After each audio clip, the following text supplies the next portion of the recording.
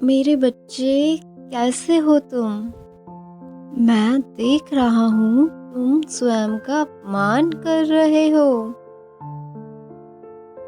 मेरे बच्चे, तुम सब काम कुशलता से करते हो, सिर्फ अपना ही ध्यान रखना भूल जाते हो। और यह बात बिल्कुल सत्य है। मेरे प्रिय, तुम सबकी बात सुनते हो, बस अपनी ही बातें बताना भूल जाते हो। मेरे प्रिय बच्चे, तुम्हारा यह स्वरूप किसी तीर्थ से कम नहीं है। मैं इसी स्वच्छ हृदय में निवास करता हूँ, अर्थात मैं तुम्हारे इस हृदय में निवास करता हूँ। जब तुम स्वयं को पीड़ा देते हो, तब मुझे भी कष्ट होता है। मेरे प्रिय, जब तुम्हारे नेत्रों से अश्रु आ रहे थे, तब मैं तुम्हारे समीप ही तो था, तुम्हें पुकार रहा था। मैं तुम्हें अपना प्रेम देने को अत्यंत व्याकुल हूँ। तुम्हें हृदय से लगाकर तुम्हारी पीड़ा का नाश करना चाहता हूँ, किंतु तुम विश्वास ही नहीं करते मैं तुम्हारे साथ हूँ। रात्रि में तुमने जिसे अपने स्वप्न में देखा, वो मैं ही तो था। मेरे प्रिय, तुम बिल्कुल चिंता मत करो, तुम बिल्कुल सही राह पर हो। सही दिशा में चलते हुए तुम मेरी संदेशों का पालन कर रहे हो। अपनी हिम्मत को मजबूत करके तुम आगे बढ़ रहे हो, किंतु फिर भी ऐसा लगता है कि तुम संतुष्ट नहीं हो। एक प्रश्न जो तुम्हारे हृदय में निरंतर चलता ही रहता है। मैं ईश्वर का आभार प्रकट करता हूँ। मैंने अपने जीवन का मार्ग पहचान लिया। मैंने अध्यात्म मार्ग को चुन लिया। अब मैं अपने जीवन में सदैव श्रेष्ठ कर्म ही करता हूँ। मैं ईश्वर के दिखाए रास्ते पे चलता हूँ, ईश्वर के संदेशों का पालन करता हूँ। फिर भी मेरे जीवन में संसाधनों की कमी क्यों है? मुझे वह वस्तुएं क्यों नहीं मिलती जो मैं चाहता हूँ? जो लोग दूसरों के साथ गलत करते हैं, छल करते हैं, उन्हें सभी सुख प्राप्त होते हैं, किंतु मैं ईश्वर से प्रार्थना करता हूँ, अध्यात्म मार्ग का चुनाव करके उस पे चलता हूँ। फिर भी बार बार मेरे जीवन में दुख क्यों आता है?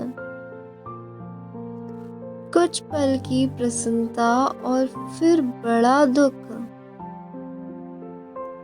आखिर मेरे जीवन में इतना कष्ट क्यों लिखा है?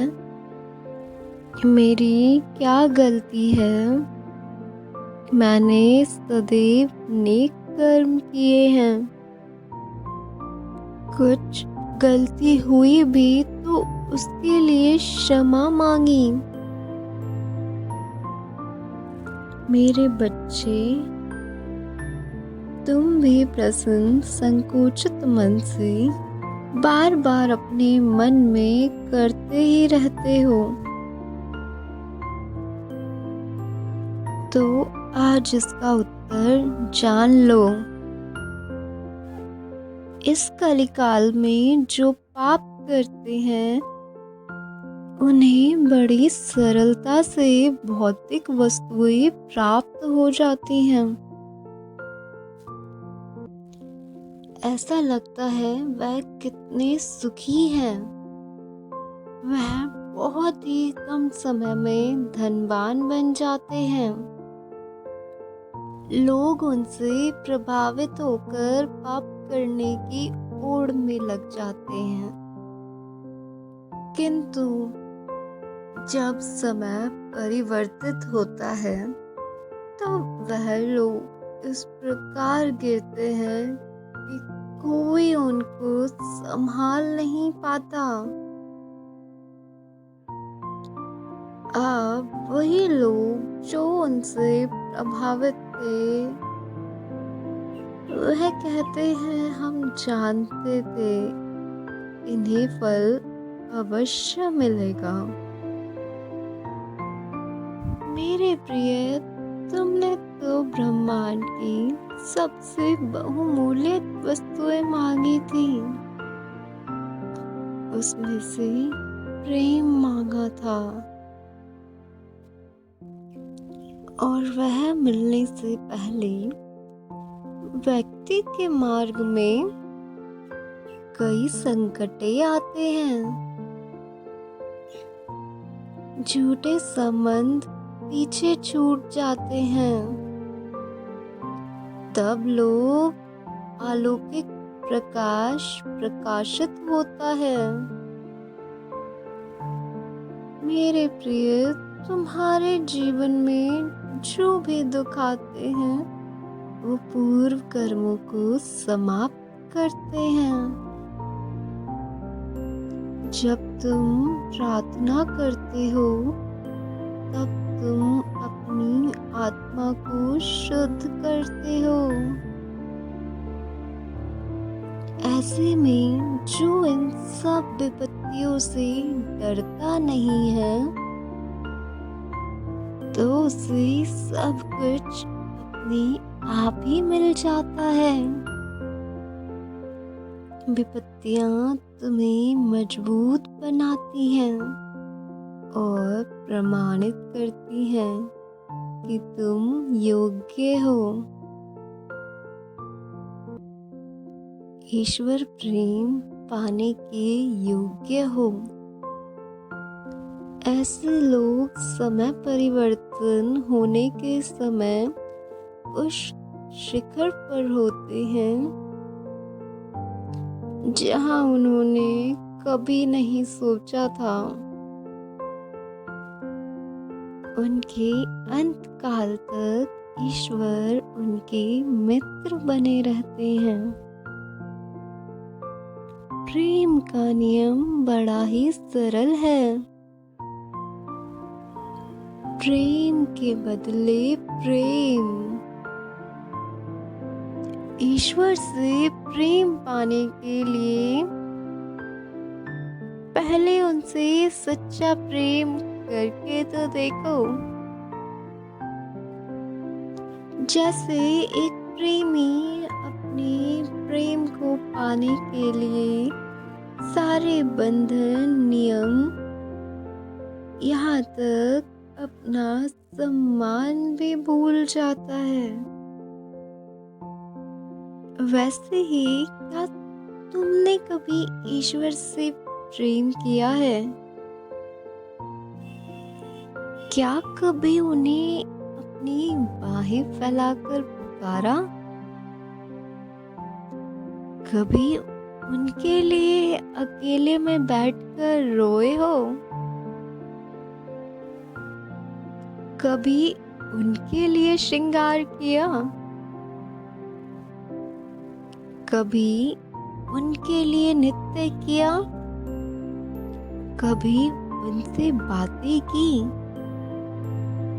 वह तुमसे मिलने के लिए रोज आंसू बहाते हैं,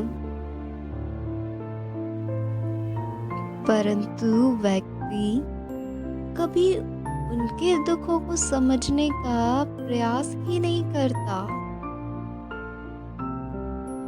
परंतु मनुष्य सिर्फ दे लेने की भावना रखते हैं, वह कभी देना नहीं चाहते। और ईश्वर तुमसे चाहते क्या है? सिर्फ तुम्हारा सच्चा प्रेम। वो तो स्वयं इस सृष्टि के निर्माता हैं। मेरे बच्चे, अभी जो हो रहा है उसे सह लो, उसकी मर्जी समझकर। फिर तुम्हें जो मिलेगा वो तुमने सोचा भी न था।